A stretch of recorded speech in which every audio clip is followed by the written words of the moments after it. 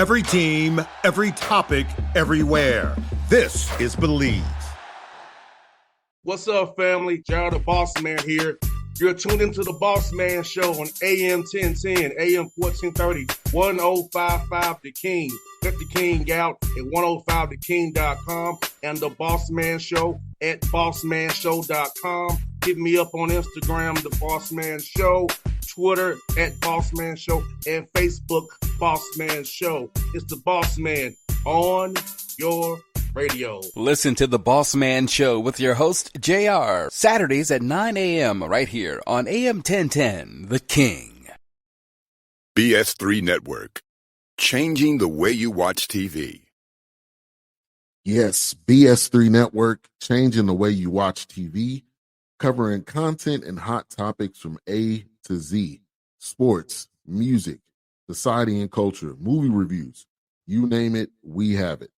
Check it out on bs3network.com or check us out on Roku, BS3 TV on Roku, as well as check out your favorite podcast on all podcast platforms or Spreaker.com/BS3 Network. You are now tuned to BS3 Network.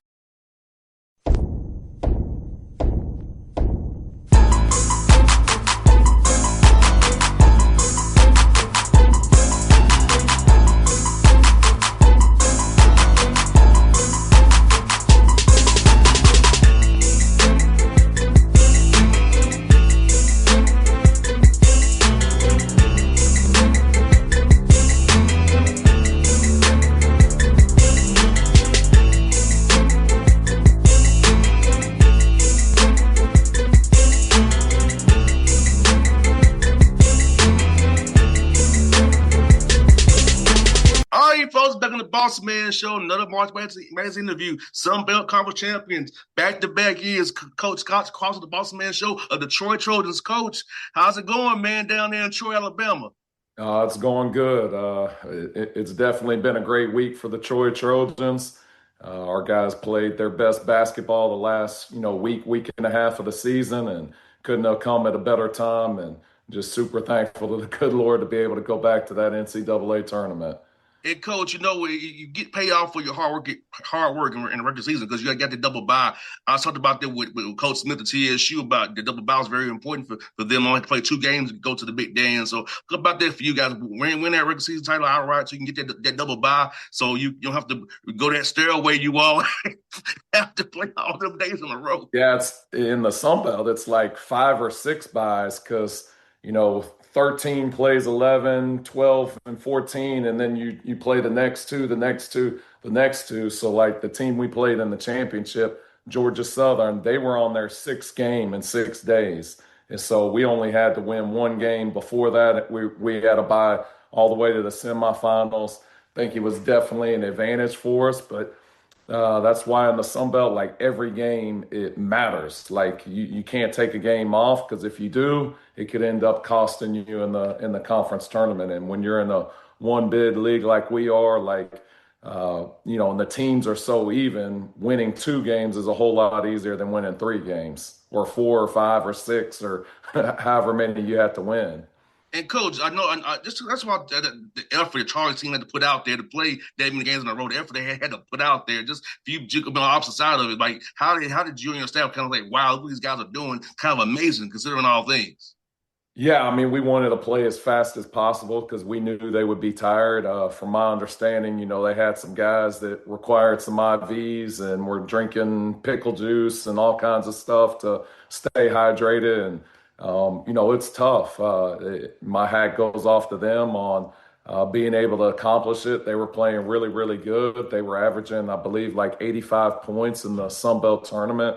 We were definitely concerned going into the game. They were, to win that many games, like it's hard to win 1 game in the Sun Belt Conference, but to reel off 5 games in the Sun Belt Conference, that's really, really tough. So we knew it was going to be a challenge, but we knew we had to play gritty and tough and defend and rebound. And if we could be physical and set a ton of screens and sprint the floor and not give them any easy buckets, we thought we could overcome it. No doubt, Coach. I looked at my notes, Coach. We talked on the same day last year. It was a Friday, same day on Good March day. 12th. So it's funny looking at my notes. We talked the same day last year, which means you went back to back when the Sun Belt Conference championship. So talk about that, Coach. What it means to you to go back to back.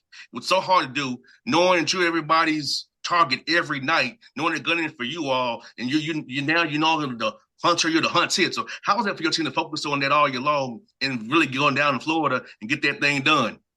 Yeah, I think, so again, the first time I went was 2008. The next time I went was last year. So, I mean, I had that gap of 17 years. That shows you in itself. Like, we had some really good teams. We won the league at least two or three times during that. I think it was three times during that span, but we were never able to finish it off in the conference tournament. So you don't take it for granted.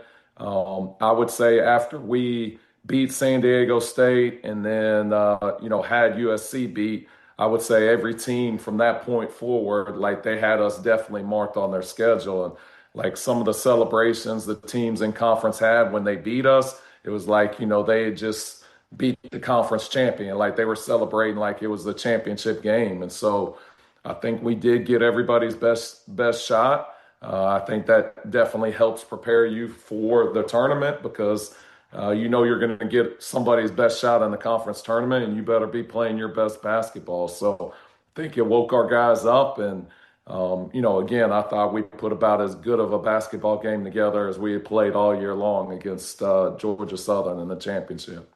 And Coach, you all had some adversity this year, especially after the MAC Sun Belt Challenge. Some games that they didn't go your way. Talk about how your guys responded to adversity after that challenge and kind of just took we're gonna be everyday guys. Go back to the process and kind of go back to square one to make sure that you all did accomplish what you accomplished down in Florida.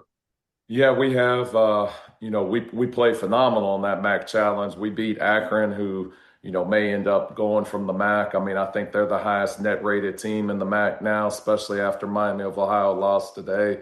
But that was that was one of our games that was up there with San Diego State and USC. But then after that, we lost Theo Singh, who, started the majority of the games for us at the center spot. He was a pick and pop guy. He went down with a non-displaced knee fracture, and now we got to adjust. JB Gerald Bellamy stepped into that starting role. Him and Theo were kind of split minutes, and then we had to bring a redshirt freshman along, Evan Griffin, who had really he hadn't played any minutes when the game was on the line, and so now we're throwing him in, and he's playing 10 minutes that are, really, really important minutes. And both those guys stepped up tremendously. I mean, JB ended up being all tournament team in the Sun Belt Conference. And, you can make an argument down the stretch for us. He was as good as any player on our team. And, he gives us that lob threat and is so good on the pick and roll and definitely playing his best basketball right now. But Evan really helped us out defensively. He gave us some toughness, some grit. He's very, very physical for a freshman. He's got great size.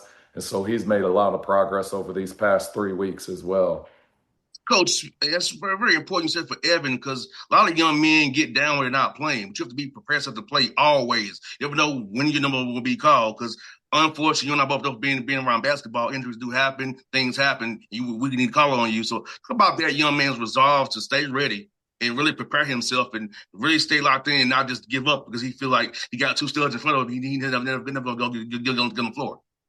Yeah, I mean, with all our guys, we have a player development plan. So even, number 14 and 15 on our roster, they have a plan just like number 1 or 2 on our roster. Even guys that aren't on scholarship, like they all have a player development plan. We start at 7:30 every morning, and 30 minutes is just player development, nothing else. There's no X's and O's. It's just like that's their time. Then we give them like 30 minutes to go get tape, to go hang out in the locker room, whatever they need to do. Then we watch film after that. And then after film, we go straight to the court and we have our regular practice. And then, we encourage them to get with a coach or a GA and get some shots up. And so all along, I'm telling those guys like, look, Victor Valdez, JB, Theo, Cooper, all those guys were in your position last year. All those guys came off the bench. Now they're starters, they're frontline guys. Like, I know it's not fun. I know it stinks. My son was a redshirt guy last year. But your time's coming. Like, we believe in you. You're here for a reason. Eventually, that's going to be your role. Just focus on getting better every day. That's the only thing you need to do. And I think it helps them. You get outside pressure. Everybody thinks, their kid or their player that was on their AAU team or high school team probably, deserves to play and start. And it's hard, and it's hard on the kids. But I think, we try and just keep blinders on them and focus on just get better today. Don't put any pressure on yourself. That'll all take care of itself. And, it was exciting, like even like Emmanuel Clarton, who doesn't play a whole lot for us. He was able to get in the last minute of the championship game and he grabbed a big rebound and, be a part of it. And so, and I asked him, I was like, now is it all worthwhile? Now you get to experience the NCAA tournament. And like, honestly, we wouldn't be able to do it without those guys. Like, those guys are on the scout team and they're good. They're challenging our starters. They're making them better. They're simulating the other team every day. And not only are they making us better, they're developing themselves because they're in a situation where there's not a ton of pressure. They can kind of go be themselves and make some mistakes and have fun playing the game and, challenge those frontline guys. And so I think it really does kind of help their development. No doubt, Coach. I was on scout team for a while, just having to play those stage-ready games to really stay. So I'm a testament that stuff really does matter and works. And just always had to be locked in on my assignment. I knew what I was to do: defend and shoot threes and cause havoc. Hey, back when I played my freshman year, scout team got treated bad. Like, we treat our scout team good, but scout team was whatever drill the starters didn't want to do, they would holler at me and tell me to come in. And then when it was a fun drill or they were scrimmaging, they'd get me out. So, like, at least our guys, they've got a defined role in practice. I know at times it's tough, but there's times where they're just straight offense. There's times where they're just straight defense, but again, no pressure, and they get to develop those skills and try and get better each day. And Coach, in your time at Troy, 5 winning seasons, all over 20 wins, and it speaks to the culture you've built there after your first 2 years down in Troy. We're trying to get this thing set the right way. So talk about setting the culture, and when you come into Troy, it's about winning. It's a winning culture here. We're trying to win at least 20 games every year and try to make some noise in this conference tournament because for what you've done the last 5 years, man, it's very amazing. Yeah, I mean, I would say you have to even go back to year one. I mean, we had a guy, Nick Stampley, that was about the right stuff. He's a 6'4". We played him at the 5 at times, played the 4 a lot, but he was our kind of guy. Like, just did all the little things. He got to experience the first 20-win season. It was a little bit probably lesser role than he had the season before, but like a big part of it. And just, he bought in 100% with what we were doing. Khalil Waters is another guy that comes to mind that is from Atlanta. Same thing. He came from year one and was a part of it in year 3. Zay Williams was actually the only player on the roster that was there when I got there and stayed. And, he believed in us, and phenomenal player. He's still playing professionally, but guys like that helped get it going. And then you get the next wave of guys. And now you got guys like Thomas Dowd, Carrington Keel, like, that are just amazing leaders, on and off the court. And we just have great guys, high character guys that are in the program. And so, like, when you continue to get good guys that are coachable, it's like those older guys just kind of, this is what's expected. This is how we do things. And it like makes it easy on the coaches. Like, yeah, we tell them, but if we just tell them and some of the guys aren't doing it, that's not really going to be effective. But when your guys that are playing the minutes are already doing it, well, the young guys, they got no choice. And then they know that they've got to do that if they want to be in that role, later on. And so it just kind of snowballs. And but it starts again with having high level people in your program. And so that's one of the things that we're not going to take an exception on. Like when we're recruiting a guy, he's got to be a high level person first. We believe better people make better basketball players. And so, that's definitely one of the criteria when we're looking for players. And coach, in this day and age, it's hard to find out that why does a young man want to play for you or be a part of something? And after with now with so many ulterior motives and transactional behavior, because it's part of the game now. But you gotta really know what's in that young man's heart. Does he really love basketball? Does he really want to be a part of a team, or is it about his next move and not where his feet are right now? Yeah, I mean, like we don't have the same probably resources as a lot of places in terms of like NIL stuff. We do have some, and so like we've chose to just use that and retain our players. But what I would say is like if we're trying to get somebody that's hasn't been here, like just talking on the phone with coaches and people around them, like you can hear the difference when somebody's really a high level person, the way they talk about them. Like if they're not, the coach is going to say, oh yeah, he's great to coach.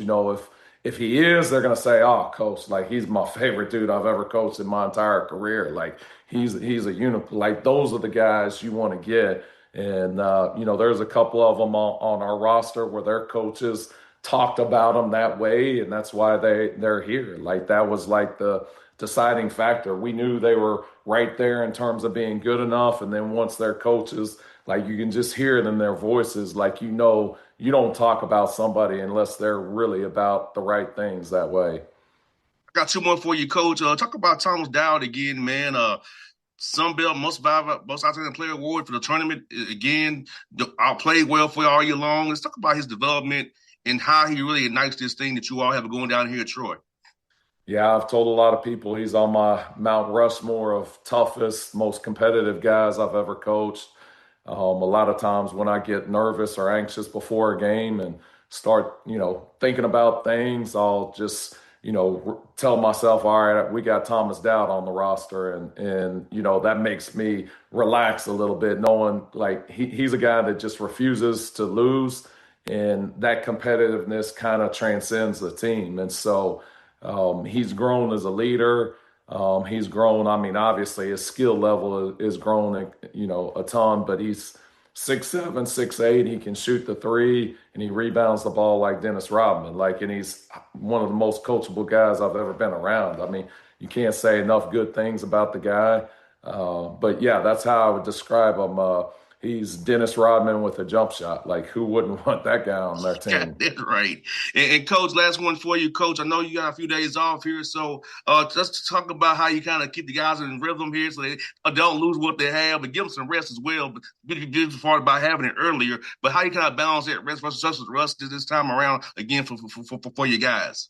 Yeah, we played Monday and then we celebrated Monday night. We drove back from Pensacola on Tuesday, got back, I don't know, like 1 o'clock or somewhere. We gave them the rest of the day off, gave them Wednesday off. We were in the gym at 7:30 this morning, did our regular practice. They did the 30 minutes of development and then we went, watched film of the championship game, and then we were on the court for about an hour and a half. So, pretty short, intense practice. We'll do the same thing tomorrow, same thing on Saturday, and then Sunday we'll be off again. Watch Selection Sunday, figure out who we're playing, and then it'll be prep for whoever we play. But yeah, I think our guys are well rested. They're in a good position. Theo Singh, who got injured, was able to do some things in practice today, so we're hopeful we'll have him back for the NCAA tournament, and right now it's looking pretty good for that. Sounds good. Well, Coach Cross, if you win 2 games, let's gotta do this again, man. After Let's do it. First 2 rounds, we gotta do it again, Coach. Yes, sir. Thank you. Coach, be safe, man. Thank you. Appreciate you. BS3 Network. Changing the way you watch TV. Yes, BS3 Network, changing the way you watch TV, covering content and hot topics from A to Z, sports, music, society and culture, movie reviews, you name it, we have it. Check it out on bs3network.com or check us out on Roku, BS3 TV on Roku, as well as check out your favorite podcast on all podcast platforms or Spreaker.com/BS3 Network. You are now tuned to BS3 Network. What's up, family? Jared the Bossman here. You're tuned into the Bossman Show on AM 1010, AM 1430, 1055 The King. Let the King out at 105theking.com and the Bossman Show at bossmanshow.com. Hit me up on Instagram, The Bossman Show, Twitter at Bossman Show, and Facebook, Bossman Show. It's the Bossman on your radio. Listen to The Bossman Show with your host, JR, Saturdays at 9 a.m. right here on AM 1010, The King.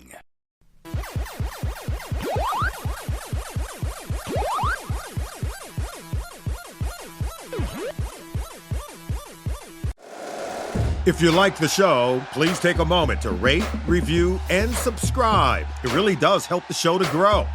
Thank you for listening.